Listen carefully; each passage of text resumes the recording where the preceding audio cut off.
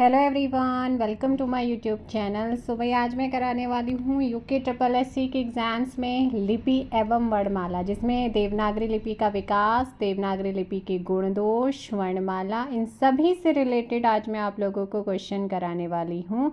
स्वर, व्यंजन, वर्णमाला पूरी की पूरी। सो स्टार्ट करते हैं फर्स्ट क्वेश्चन से। निम्नलिखित में से ऊष्म व्यंजन बताइए। आपसे पूछा गया कि इनमें से कौन ऊष्म व्यंजन है। सो आप सभी जानते हैं हिंदी वर्णमाला में जिन वर्णों का उच्चारण मुखांगों में घर्षण से उत्पन्न ऊष्मा से होता है उन्हें ऊष्म व्यंजन कहते हैं। और हमारी हिंदी वर्णमाला में ऊष्म व्यंजनों की संख्या कितनी है? 4 है, जो कि आपके कौन कौन से होते हैं?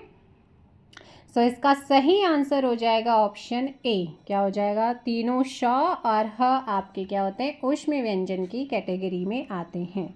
सो ऑप्शन ए बिल्कुल यहाँ पर। ये आपके संयुक्त व्यंजन होते हैं, ये आपके स्पर्श व्यंजन है और ये आपके अंतस्थ व्यंजन है। नेक्स्ट क्वेश्चन आता है यहाँ पर। राजभाषा नियम 1976 में हिंदी के संबंध में महत्वपूर्ण निर्णय लिए गए थे, उनमें से मुख्य कौन सा निर्णय था? तो मुख्य निर्णय कौन सा था 1976 के तहत? देखिएगा, राजभाषा नियमों का बनना बिल्कुल ये भी है। संसदीय राजभाषा समिति का गठन होना भी था और गृह मंत्रालय में अलग से राजभाषा विभाग की शुरुआत भी की गई थी। यहाँ पर बिल्कुल आप लोगों का सही आंसर है all of these, option D. Next question है आप लोगों का थर्ड। निम्न में से ऊष्म व्यंजन नहीं है। इनमें से कौन ऊष्म व्यंजन नहीं है? अभी जस्ट बताया है ऊष्म व्यंजन आपके तीनों श और ह, लेकिन यहाँ पे म जो है वो पंचमा अक्षर आता है और उच्चारण स्थान है इसका ओष्ठ, है ना, ओष्ठ है और ऊष्म व्यंजन में नहीं आता। इनमें से असत्य कथन कौन सा है? असत्य कथन आपने बताना है। देखिएगा, अनुस्वार पृथक ध्वनि है, अनुस्वार का उच्चारण गुरु होता है। अनुनासिक पृथक ध्वनि है, अनुनासिक का उच्चारण गुरु होता है। तो यहाँ पर बता दूं, जो अनुस्वार होता है वो एक व्यंजन होता है जो स्वरों के साथ मिलकर उच्चारित होता है, यानी कि ए क्या है? गलत है। ये पृथक ध्वनि नहीं होती है, बल्कि स्वरों के साथ मिलकर एक नई ध्वनि बनाता है। अनुनासिक भी एक व्यंजन है जो स्वरों के साथ मिलकर उच्चारित होता है और इसका उच्चारण गुरु होता है। बिल्कुल, बाकी आपके ठीक है। ज्ञ किसके मेल से बनता है? बहुत एग्जाम्स में पूछा गया है। संयुक्त व्यंजन की कैटेगरी में आता है। संयुक्त व्यंजनों की संख्या होती है 4। छात्र ज्ञ श। सो यहाँ पर हमारा जो ज्ञ बना होता है वो ज धन य और जौ में हलंत लगा होना चाहिए। ऑप्शन ए यहाँ पर सही होगा। नेक्स्ट क्वेश्चन आता है। अनुच्छेद शब्द का संधि विच्छेद क्या है? अनुच्छेद का संधि विच्छेद। सो अनुच्छेद का जब आप इसे तोड़ेंगे तो ये बनेगा अनुधन छेद बनेगा। तो यहाँ पर आपका हो जाएगा अनुधन छेद। किसी भी स्वर या आ का मेल छ से होने पर छ से पहले चौ जोड़ दिया जाता है, जैसे स्वच्छंद, स्वधन छंद, परिधन छेद, परिच्छेद। तो ऐसे ही यहाँ पर हो जाएगा अनुधन छेद, अनुच्छेद, ऑप्शन ए। 2016 के एग्जाम्स में पूछा गया निम्न में से घोष वर्ण कौन सा है? तो निम्न में से घोष वर्ण कौन सा है आपसे पूछा गया है। और वर्णमाला मैंने आपको कराई है, आप जाकर वो पूरी वर्णमाला देखिए, एक भी क्वेश्चन बाहर नहीं जाएगा। घोष है ना, प्रत्येक वर्ग का तीसरा, चौथा, पांचवा वर्ण और सभी स्वर क्या होते हैं आपके? हाँ, घोष होते हैं, यानी कि सघोष होते हैं। तो यहाँ पर पहला, तीसरा, चौथा, पांचवा मैंने कहा है, प्रत्येक वर्ग का तीसरा, चौथा, पांचवा। आपका जो मोटा ठ नहीं आएगा तो ऑप्शन यहाँ पर हो जाएगा सी। जितने भी आपके स्वर हैं वो सब घोष हैं, घोष को ही सघोष बोला जाता है। और य, र, ल, व एंड ह। अघोष वर्ण में आपका पहला, दूसरा वर्ग आ जाता है, तीनों श आ जाते हैं, वो आपके अघोष वर्ण होते हैं। नेक्स्ट क्वेश्चन है, सूची 1 को सूची 2 से मैच करना है। लिपि दी गई है, मराठी जो है उसकी लिपि क्या है आपसे पूछा गया है। सो मराठी की लिपि है यहाँ पर देवनागरी आ जाएगा 4th, और सीधे ऑप्शन एलिमिनेट हो गया। अभी उर्दू की क्या है? तो उर्दू की लिपि आप जानते हैं, यहाँ पर हो जाएगी फारसी। फ्रेंच हाँ, फ्रेंच की रोमन आ जाती है और पंजाबी की गुरुमुखी आ जाती है। ठीक है, ऑप्शन हो जाएगा बी। नेक्स्ट क्वेश्चन है आप लोगों का, अयोगवाह वर्णों का प्रयोग होता है। अयोगवाह वर्णों का प्रयोग किस रूप में होता है? देखिएगा इनका प्रयोग होता है अनुस्वार और अनुनासिक के रूप में, क्योंकि अनुस्वार और विसर्ग ना तो स्वर हैं ना व्यंजन हैं, लेकिन स्वरों के सहारे चलते हैं। स्वर और व्यंजन दोनों में इनका यूज होता है, इसीलिए इन दोनों ध्वनियों को अयोगवाह कहते हैं। और अयोगवाह का मतलब क्या होता है? योग ना होने पर भी जो साथ रहे, योग्य ना होने पर भी जो साथ रहे वो अयोगवाह होते हैं। निम्न दिए गए विकल्पों में से मूर्धन्य वर्ण कौन सा, मूर्धा या मूर्धन्य वर्ण कौन सा आपसे पूछा गया है? तो यहाँ पर क च ट त प कंठ तालु मूर्धा दंत ओष्ठ है। तो यहाँ पर पूछा गया कि मूर्धन्य वर्ण कौन सा है? कंठ तालु मूर्धा, तो ट आपका क्या हो जाएगा? यहाँ पे मूर्धा हो जाएगा। ऑप्शन क्या है? ऑप्शन हो जाएगा ए, ऑप्शन ए हो जाएगा। स और द दंत वर्ण है और जो घ है वो कंठ वर्ण है। अनुस्वार और विसर्ग हैं, तो अभी जस्ट आपको बताया था अनुस्वार और विसर्ग क्या होते हैं, तो ये आपके अयोगवाह वर्ण होते हैं।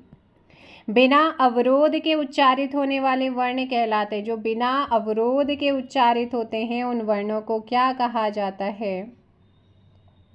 देखो भाई, हिंदी में उच्चारण के आधार पर स्वर होते हैं 10, लेखन के आधार पर होते हैं 13। ठीक है, अब यहाँ पर बोला गया है स्वर, तो यहाँ पर जो बिना किसी अवरोध के, बिना किसी हेल्प के बोले जाते हैं वो स्वर हैं। भाषा का आरंभ किससे होता है? देखो, जो बच्चा होता है सबसे पहले बच्चा ध्वनि यानी कि वर्ण या अक्षर का उच्चारण करना सीखता है। भाषा की सबसे छोटी इकाई होती है ध्वनि या वर्ण। ध्वनि वर्ण का उच्चारित कथित रूप है और वर्ण ध्वनि का लिखित रूप होता है। तो यहाँ पर आ जाएगा ध्वनि, ऑप्शन ए। नेक्स्ट क्वेश्चन है, जौनसारी भाषा की लिपि इनमें से कौन सी है? सो जौनसारी भाषा की लिपि आपसे पूछा गया। सो हमारे उत्तराखंड में बोले जाने वाले एक पहाड़ी भाषा, जिसे पश्चिमी में रखा गया है, जो मुख्य रूप से देहरादून और टिहरी क्षेत्रों में प्रचलित है।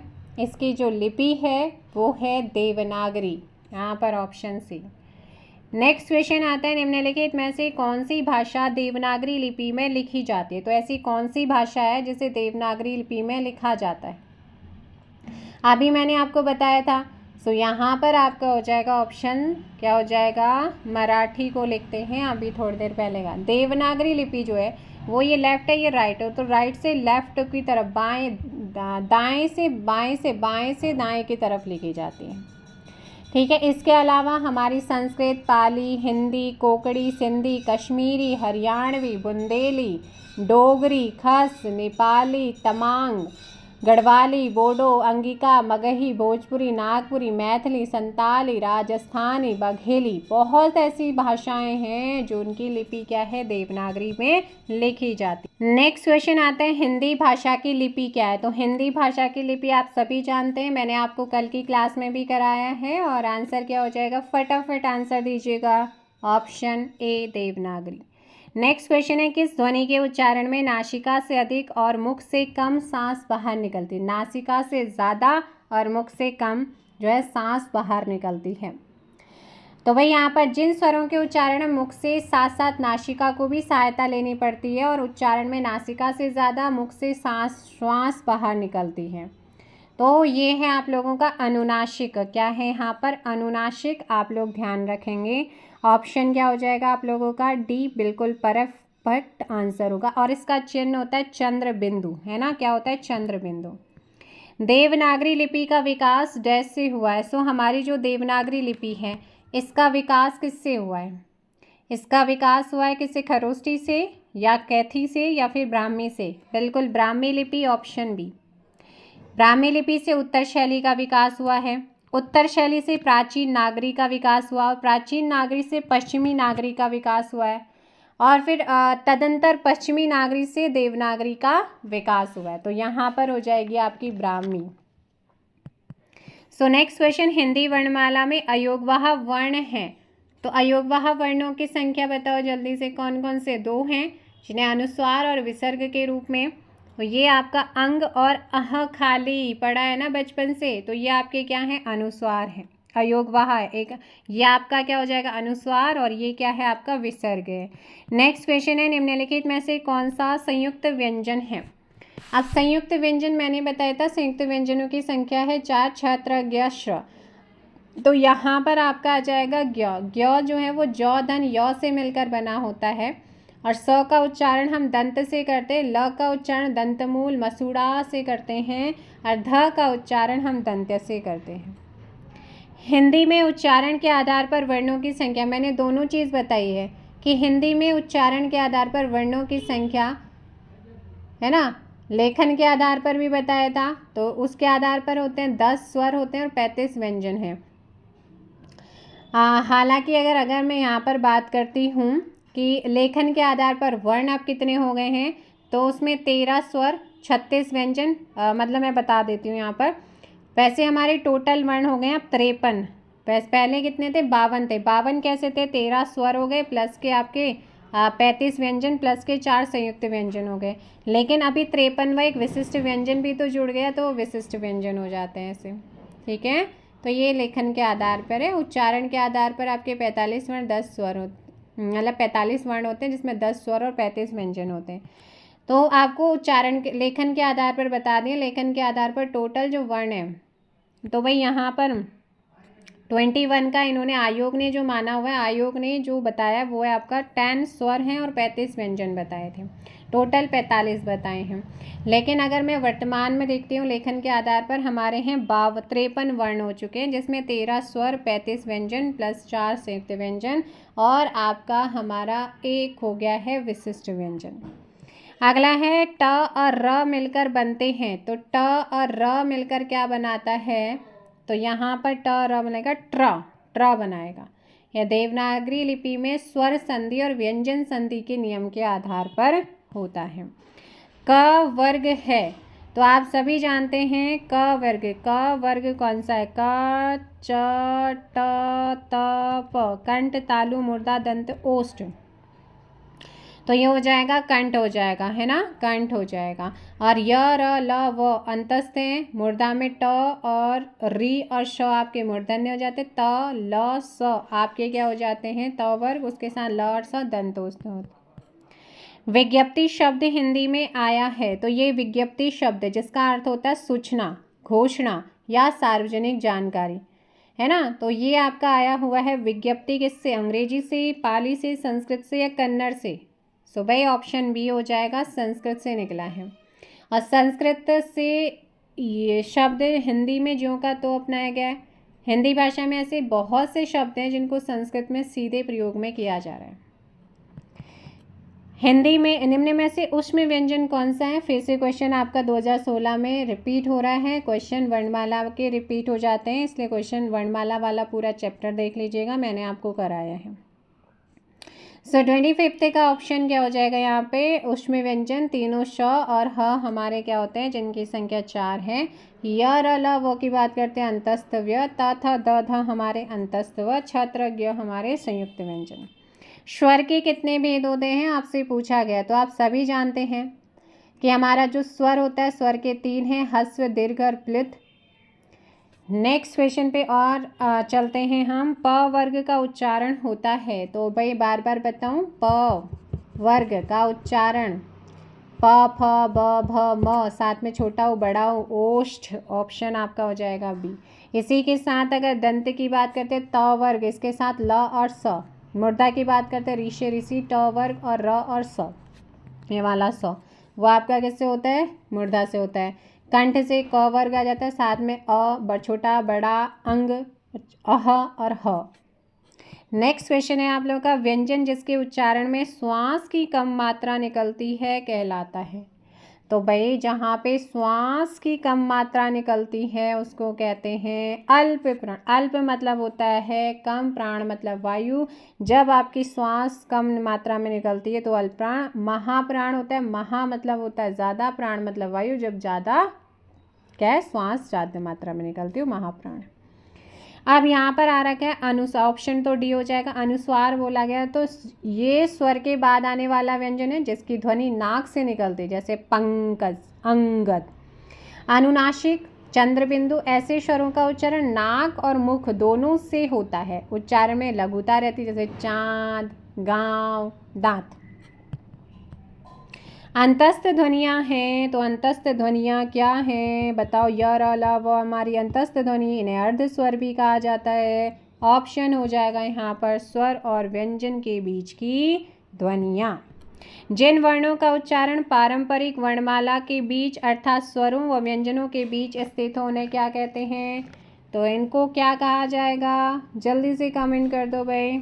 अंतस्थ व्यंजन कहते हैं। क्या कहते हैं, य और व हमारे अर्ध स्वर, मतलब ध्वनि जो कभी स्वर हो कभी व्यंजन, इन्हें अर्ध स्वर कहते हैं, य और वो। र हमारा लुंठित, जिसके उच्चारण में जो जीभ होती है वो तालु से लुढ़क कर स्पर्श करती है। तीसरा हमारा ल, चौथा हमारा ल होता है पार्श्विक, जिसके उच्चारण में हवा जीभ के पास सर्व बगल से निकल जाती है। नेक्स्ट क्वेश्चन है, आगत व्यंजन कौन से हैं। सो आगत व्यंजन कौन से हैं, जिनके नीचे लगा होता है ये डॉट सा, है ना, तो यहाँ पर आपका ऑप्शन हो जाएगा सी। व्यंजन शब्दों में, व्यंजन वर्णों में एक बिंदु लगाया जाता है, उसको बोलते हैं। अगला है, निम्नलिखित व्यंजनों में सघोष, महाप्राण, मूर्धन्य व्यंजन कौन सा है। भाई अघोष और सघोष। अघोष पहला, प्रत्येक वर्ग का पहला दूसरा वर्ण अघोष होता है, तीसरा चौथा पांचवा सघोष होता है। तो सघोष भी होना चाहिए, महाप्राण भी होना चाहिए, मूर्धन्य व्यंजन भी होना चाहिए। क च ट, कंठ तालु मूर्धा, तो ट वर्ग आएगा, है ना। आप बता दो भाई इसमें कौन सा हो जाएगा, ट ठ ड ढ, तो यहाँ पर ऑप्शन हो जाएगा सी। ये आपका सघोष भी है, महाप्राण भी है ना। ये क्या, सॉरी, सघोष है, महाप्राण है, मूर्धन्य है। अब ये जो घ है ये आपका क्या, सघोष महाप्राण कंठ है। जो आपका झ है ये सघोष है, महाप्राण है, तालु है। हिंदी शब्दकोश में त्र किस वर्ण के बाद आता है। त्र, मैंने जैसे आपका बताया था ज का, वैसे ही त्र का बता रही हूँ। तो त्र आता है त के बाद, यानी कि ऑप्शन ए, क्योंकि ये बना होता है त धन र से मिलकर बना होता है त्र, तो इसे त वर्ग में रखा गया है, ये ध्यान रखेंगे। अनुस्वार, और वो ज धन य, तो वो जौ के बाद आता। अनुस्वार को कहते हैं, अनुस्वार अब बार बार नहीं बताऊंगी, क्या कहते हैं इसे, अयोगवाहा। नेक्स्ट क्वेश्चन है, निम्नलिखित में उत्क्षिप्त व्यंजन है। उत्क्षिप्त व्यंजन कौन से हैं भाई, तो हमारे दो उत्क्षिप्त व्यंजनों की संख्या है 2, ऑप्शन ए, जिनके उच्चारण में जीभ पहले ऊपर उठकर मूर्धा को स्पर्श करे फिर झटक के साथ नीचे को आए, उसी को उत्क्षिप्त व्यंजन कहते हैं। ट ठ ड ढ ण र और स, है ना, ये आपके क्या होते हैं, मूर्धन्य व्यंजन होते हैं। मैंने यहाँ पर क्या बोला है, ट ठ ड ढ र और ये वाला स, ये आपके मूर्धन्य व्यंजन है। प फ ब भ म ओष्ठ व्यंजन है ना। अब यहाँ पर आ जाता है ऑप्शन ए, बिल्कुल सही। वर्ण व का उच्चारण स्थान क्या है। वर्ण व का उच्चारण स्थान बहुत इम्पोर्टेंट है। देखो भाई, अगर मैं बात करती हूँ ओष्ठ की, तो हमारा छोटा ऊ बड़ा ऊ प फ ब भ म, ये ओष्ठ से बोला जाता है। कंठोष्ठ की बात करती हूँ, जो कंठ और ओष्ठ से ओ और औ हमारे कंठोष्ठ होते हैं। कंठ तालु कौन से होते हैं, ए और ऐ हमारा कंठ तालु होता है। बट आपसे पूछा है व का उच्चारण स्थान, तो व का उच्चारण होता है दंत धन ओष्ठ से बोला जाता है।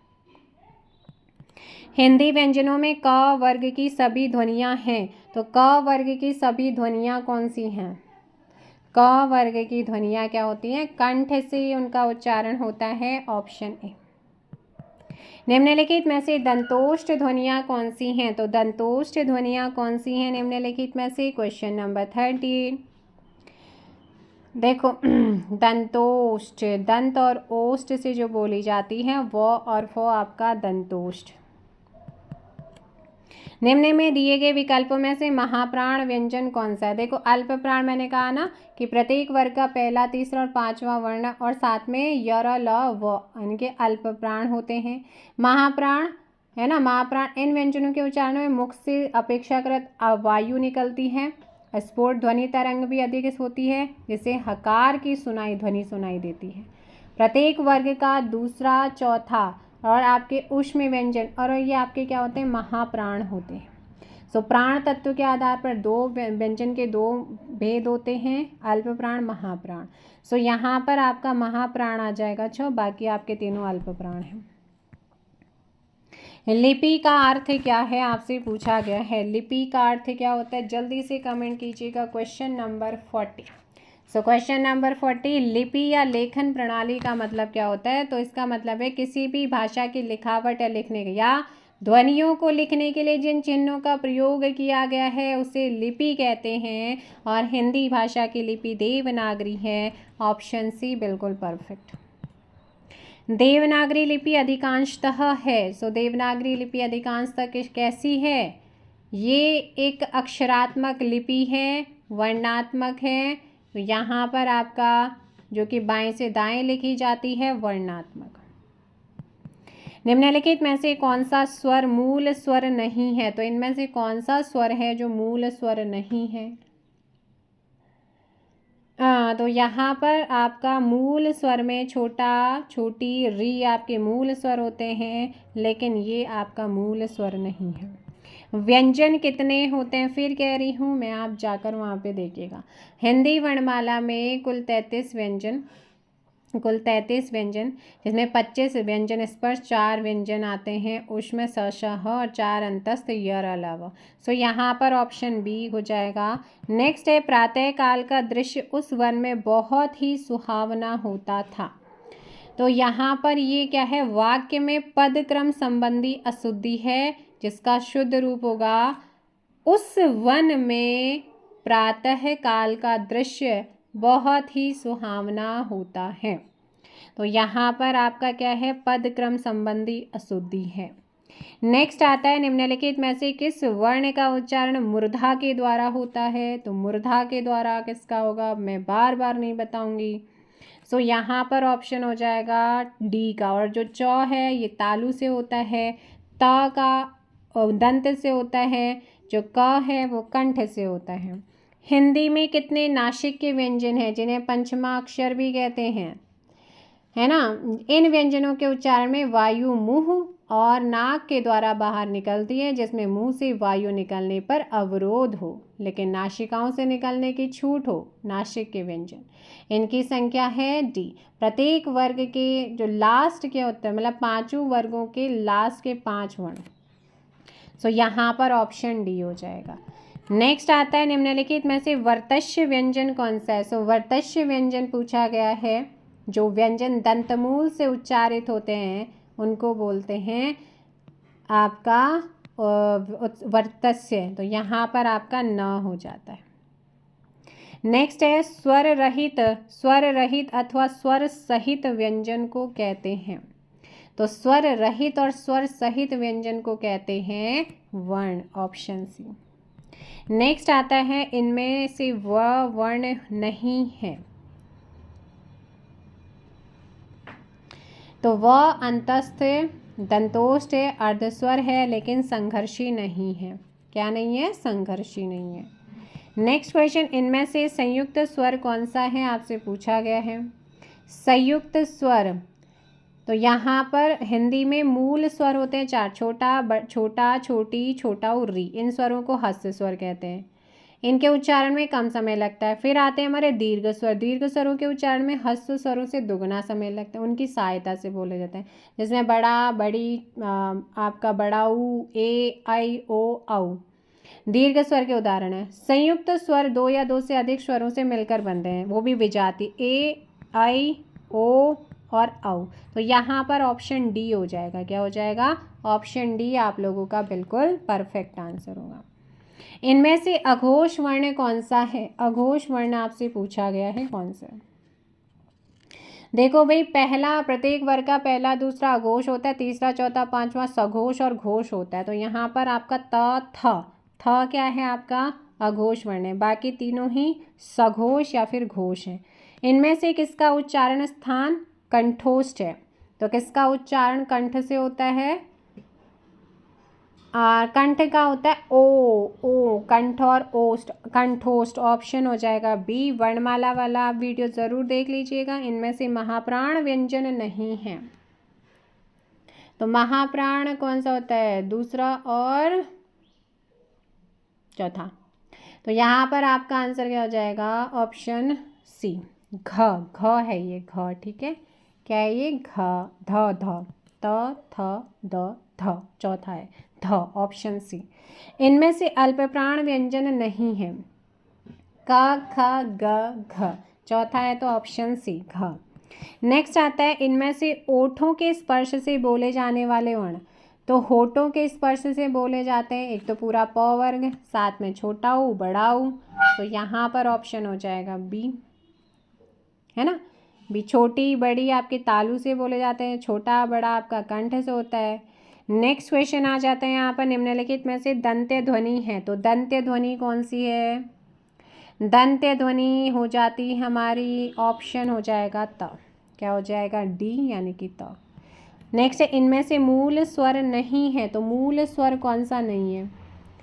मूल स्वरों की संख्या 4 है, छोटा छोटी छोटा और री से ऋषि, तो इसमें कौन सा नहीं है? ऑप्शन सी संयुक्त स्वर है, विजातीय स्वर। इनमें से महाप्राण ध्वनि कौन सी है? महाप्राण ध्वनि आपसे पूछा गया। महाप्राण च छ, सेकंड आ जाता है, सेकंड और फोर्थ है, तो ऑप्शन हो जाएगा सी। निम्नलिखित में से कौन सी ध्वनि कंठ्य नहीं है? तो ऐसी कौन सी ध्वनि है जो कंठ से उच्चारित नहीं होती है? अभी जस्ट बताया था, हमारी जो ई है वो कंठ से नहीं, वो तालु से उच्चारित होती है। नेक्स्ट क्वेश्चन है इनमें से लुंठित व्यंजन आपको बताया था, लुंठित व्यंजन हमारा कौन सा है? लुढ़क कर, जीभ तालु से लुढ़क कर स्पर्श करता है, तो ये आपका आ जाता है र, क्या हो जाएगा? र हो जाएगा। नेक्स्ट है इनमें से कौन सा व्यंजन महाप्राण है? तो ऐसा कौन सा व्यंजन है जो महाप्राण है? प, फ, ब, भ, आपका आंसर बी, है ना। नेक्स्ट क्वेश्चन अकर्ण आपके क्या होते हैं? अल्पप्राण व्यंजन है, वह भी आपका वह क्या हो जाएगा? जल्दी से बताओ। नेक्स्ट क्वेश्चन हिंदी वर्णमाला के अनुसार कौन सा वर्ण पंचमाक्षर है? सो पंचमाक्षर पांचों वर्गों के, पांचों लास्ट के अंतिम वर्ण जो होते हैं, पांचों वर्गों का अंतिम वर्ण क्या है? पंचमाक्षर है। सो यहाँ पर आपका आंसर क्या हो जाएगा? डी, प, फ, ब, भ, म। शब्दकोश में यह किस वर्ण के बाद आता है? तो ये आता है किस में? सो यहाँ पर आपका ऑप्शन हो जाएगा बी, क्या हो जाएगा? बी, छ वर्ण के बाद आएगा। निम्नांकित में से कंठ ध्वनियाँ कौन सी हैं? सो कंठ ध्वनि आपको कई बार बताया है। कंठ ध्वनि आ जाएगी आपका क वर्ग आ जाएगा, प वर्ग ओष्ठ हो जाएगा, य र ल हो जाते, च छ ज तालु हो जाएगा यहाँ पर। नेक्स्ट और य र ल अंतस्थ व्यंजन। निम्नलिखित में से कौन सा संयुक्त व्यंजन नहीं है? तो भाई मैंने आपको बताया था कि जो हमारे संयुक्त व्यंजन है इनकी संख्या है 4। एक है छ जो कि आपका छ बनता है, क धन सौ से मिलकर बनता है ना, और क के बाद उच्चारित हो। त्र आपका त धन रौ से मिलकर बनता है, और ज ग्य है आपका वो ज धन यौ से मिलकर बनता है। ऐसे आपका श है तो वो श धन रौ से मिलकर बनता है ना। तो यहाँ पर आपका क्या हो जाएगा? झ, ऑप्शन ए आपका सही आंसर हो। हिंदी वर्णमाला के अनुसार पंचमाक्षरों की संख्या कितनी होती है? ये मैंने आपको बताए हैं। पंचमाक्षर है आपका, प्रत्येक वर्ग का 5वां अक्षर आपका पंचमाक्षर होता है और इनकी संख्या होती है 5। ऑप्शन क्या हो जाएगा यहाँ पर? इन्हें नासिक के व्यंजन भी कहा जाता है ना। और नेक्स्ट क्वेश्चन है नाक से जो है श्वास वायु नाक से बाहर आती है उच्चारण में, हिंदी किस लिपि में लिखी जाती है? पूछा गया है हिंदी किस लिपि में लिखी जाती है। सो भाई ये लिखते हैं हम देवनागरी में, ऑप्शन डी। नेक्स्ट क्वेश्चन निम्नलिखित में से कौन सा वर्ण अंतस्थ नहीं है? तो अंतस्थ वर्ण है आपके य र ल व, ब नहीं होता है, ब स्पर्श व्यंजन है, प फ ब भ म वर्ग में आता है, प फ ब भ म, तो यहाँ पर ये ओष्ठ है ब। नेक्स्ट ऑप्शन बी हो जाएगा।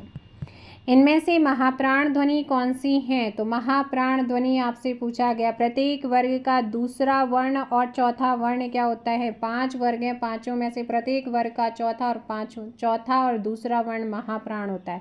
पहला तीसरा पांचवा अल्प प्राण होता है, और जो महाप्राण उसमें हकार ह की ध्वनि जो होती है वो सुनाई देती है। सो यहाँ पर ऑप्शन सी हो जाएगा घ, ह, हकार आ रहा है ना, ह की ध्वनि आ रही है, घ, है ना, च छ च छ च छ छ, हकार है ना, च छ ज झ हकार आया से। श का उच्चारण स्थान है, स का उच्चारण स्थान क्या होगा यहाँ पर, फटाफट कमेंट कीजिएगा। तो इसका उच्चारण स्थान होता है मूर्धा से, ऑप्शन से। और मूर्धा में क्या होता है, मुंह के भीतर की ऊपरी छत का अगला भाग का यूज होता है, घर्षण होता है। सो नेक्स्ट क्वेश्चन है, निम्नांकित में से कौन सा वर्ण जो है वो दंत्य वर्ण है। सो ऐसा कौन सा वर्ण है जो दंत्य वर्ण है। दंत त थ द ध न, यानी कि ऑप्शन सी हो जाएगा। क्या हो जाएगा यहाँ पर, ऑप्शन सी। सो यहाँ पर नेक्स्ट क्वेश्चन है, स श ह कौन व्यंजन कहलाते हैं। स श ह आपको बताया था, क कंठ से क वर्ग आ जाता है, च वर्ग आपका तालु हो जाता है, मूर्धा से ट वर्ग आ जाता है, दंत से त वर्ग आ जाता है, ओष्ठ से आपका प वर्ग आ जाता है। यहाँ पर श पूछा, तो हमारे ये संघर्षी व्यंजन कहलाते हैं, ऊष्म संघर्षी व्यंजन। क्या कहलाते हैं, ऊष्म स्पर्श संघर्षी में आपका पूरा च छ ज झ य च वर्ग आता है, ये ध्यान रखिएगा। और संघर्षी यानी ऊष्म संघर्षी आएगा तो वो हमारे श स ह यानी कि ऊष्म व्यंजन आते हैं। हिंदी के व्यंजनों के वर्ग हैं, तो हिंदी के व्यंजनों के वर्ग आपको बताए थे, 5 वर्ग हैं। क वर्ग, च वर्ग, ट वर्ग, त वर्ग, प वर्ग, कंठ, तालु, मूर्धा, दंत, ओष्ठ। सो 5 वर्ग आ जाते हैं यहाँ पे, क च ट त प, ऑप्शन बी। नेक्स्ट है, निम्न में से प वर्ग का व्यंजन नहीं है, तो प फ ब भ म 5, प फ ब भ म। यहाँ पर य अंतस्थ, य र ल व अंतस्थ व्यंजन है। नेक्स्ट है, कौन सा संयुक्त व्यंजन है। संयुक्त व्यंजन मैंने बताया था कौन सा नहीं है बोला है, तो भाई संयुक्त व्यंजनों की संख्या 4 है, छ, त्र, ज्ञ, श।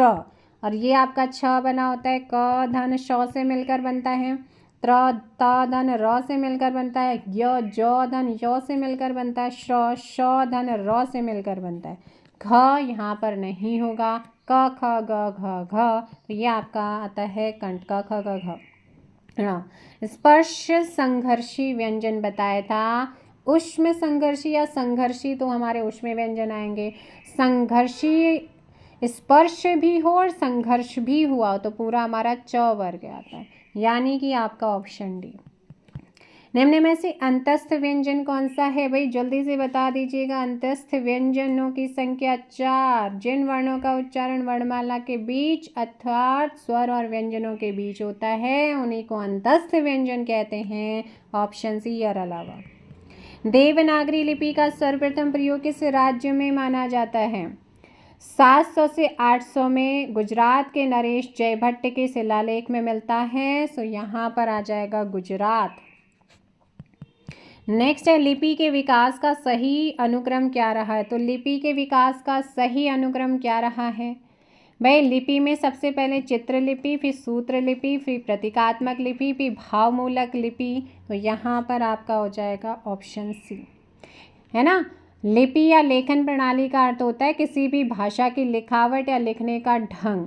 ध्वनियों को लिखने के लिए जिन चिन्हों का प्रयोग किया जाता है वही हमारी लिपि कहलाती है। देवनागरी लिपि का सर्वप्रथम उल्लेख कहाँ मिलता है, अभी बताए हैं 7वीं से 8वीं सदी में गुजरात के राजा जयभट्ट का जो शिलालेख है उससे मिलता है, यानी कि ऑप्शन बी।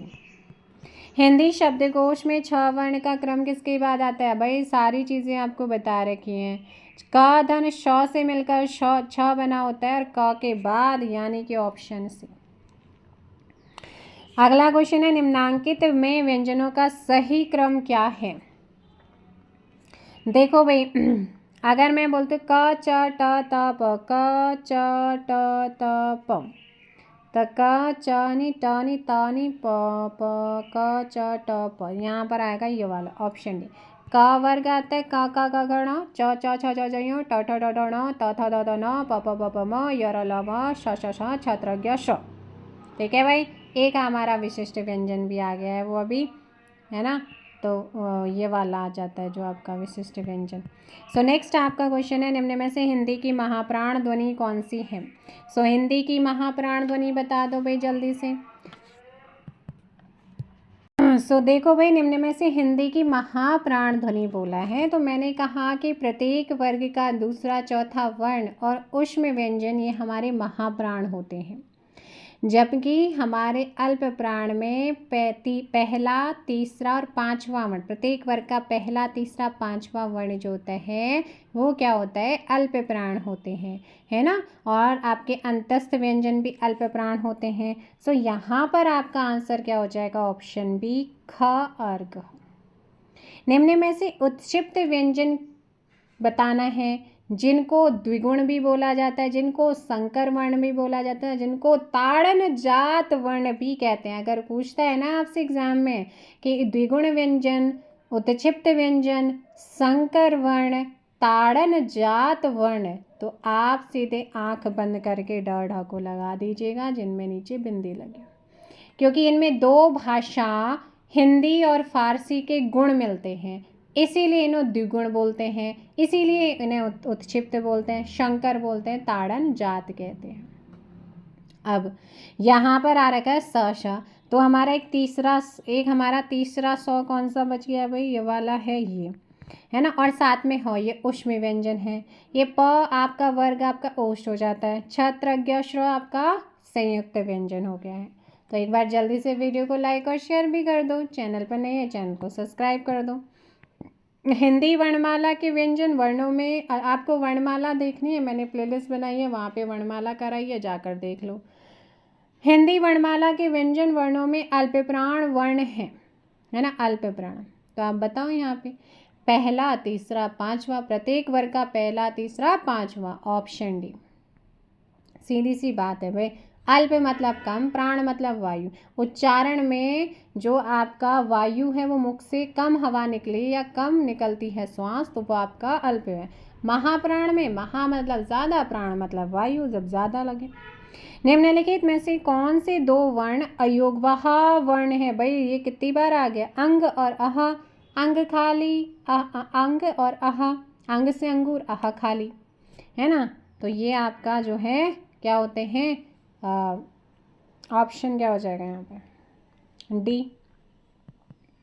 नेक्स्ट, देवनागरी लिपि में मूल लिपि चिन्ह है।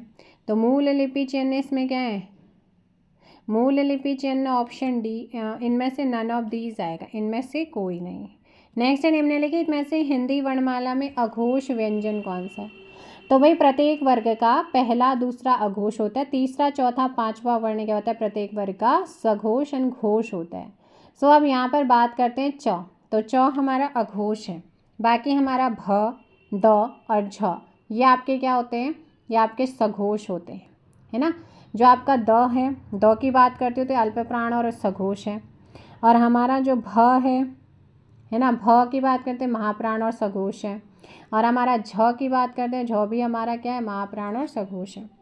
नेक्स्ट क्वेश्चन आता है, हिंदी में संयुक्त स्वर कौन सा है। तो हिंदी में संयुक्त स्वरों की संख्या कितनी है। तो भाई संयुक्त स्वर है हमारे चार। स्वरों में भी संयुक्त स्वर है चार, जो विजातीय स्वरों से मिलकर बनते हैं। एक होता है ए, आई, ओ, औ। तो ये आपका ए जो है ना, ये मिलकर बनता है अ, धन, ई से मिलकर बना है। और ए आई जो बना हुआ है, ये अ, धन, ए से मिलकर बना हुआ है। ओ की बात करते हैं तो ये अ, धन, ऊ से मिलकर बना है। और ये बना है आपका अ, धन, औ से मिलकर बना है, ओ से, है ना। तो ये आपका इस तरीके से ऑप्शन कौन सा हो जाएगा, कौन सा है, डी।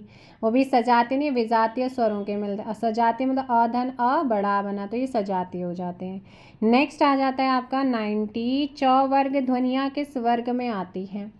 तो भाई क, च, ट, त, प, क वर्ग कंठ, च वर्ग तालु, तो यहाँ पर आ जाएगा आपका तालु में। क, च, ट वर्ग आपका मुर्दा हो जाएगा, त वर्ग आपका दंत हो जाएगा, फिर प वर्ग आपका ओष्ठ हो जाता है। सो नेक्स्ट क्वेश्चन पे चलते हैं। हिंदी वर्णमाला के अनुसार कौन सा वर्ण पंचमाक्षर है। अब पंचमाक्षर तो मैं आपको बता चुकी हूँ, प्रत्येक वर्ग का लास्ट के जो वर्ण है ना, पाँच वर्गों के पाँचों वर्ण लास्ट के वो आपके आते हैं पंचमाक्षर। तो यहाँ पर आपका कौन सा हो जाएगा, 91 का option D. And the last question है भाई इस वीडियो का, अयोगवाह वर्णों का प्रयोग होता है। सो अयोगवाह वर्णों का जो प्रयोग होता है वो बताओ। अनुस्वार और अनुनासिक के रूप में होता है, अनुस्वार और अनुनासिक, अंग और अह के रूप में, है ना। जो ये आपका अंग है ये आपका क्या होता है, अनुस्वार होता है। जो चंद्र बिंदु है वो आपका अनुनासिक होता है। योगवा वर्णों का प्रयोग इसमें होता है। सो भाई ये आप लोगों के वर्णमाला से रिलेटेड क्वेश्चन जो मैंने आपको कराए हैं PYQ हैं। आई होप सो वीडियो को आपको हेल्प करेगा। PYQ क्वेश्चन आपको मैं करा रही हूँ। सो वीडियो को लाइक और शेयर करिएगा। उत्तराखंड का भी आएगा, अभी हिंदी का मैं करा रही हूँ, साथ में उत्तराखंड भी चलेगा, सब कुछ चलेगा। थोड़ा सा टाइम मैनेज करने दो, 2-2 3-3 वीडियोस भी प्रोवाइड करा दूँगी जब लगेगा मुझे कि 5-5 6-6 घंटे की भी करा सकती हूँ, ऐसा नहीं है। लेकिन थोड़ा सा टाइम को स्टेबल होने दो। अभी कंटिन्यूटी बन रही है, रेगुलरिटी बन रही है, तो ये कंटिन्यू रहेगा। 6 PM तो आप लोगों की एक वीडियो आएगी, वो आपका डन है। उसके अलावा जब मुझे टाइम लगेगा मैं तब कोशिश करूँगी कि आप लोगों को प्रोवाइड कर सकूँ। 1 घंटे पहले आपके पास जब भी वीडियो आएगा उससे 1 घंटे पहले आप लोगों के पास नोटिफिकेशन आएगा, बिल्कुल आएगा। So thank you so much. Video को लाइक और शेयर कर दो भाई, चैनल पर नए हो चैनल को सब्सक्राइब भी कर दो। किसी भी क्वेश्चन में कोई डाउट रहता है तो बिल्कुल आप मुझे कमेंट के थ्रू बता सकते हैं क्वेश्चन नंबर के साथ। मैं कोशिश करूँगी कि आपका डाउट क्लियर किया जाए, ठीक है। जब मुझे टाइम लगेगा मैं आपका कमेंट बिल्कुल रीड करूँगी। और बाकी आप अपने कॉम्प्लीमेंट दे सकते हैं। Thank you so much. जय हिंद, जय भारत, जय उत्तराखंड, जय देवभूमि।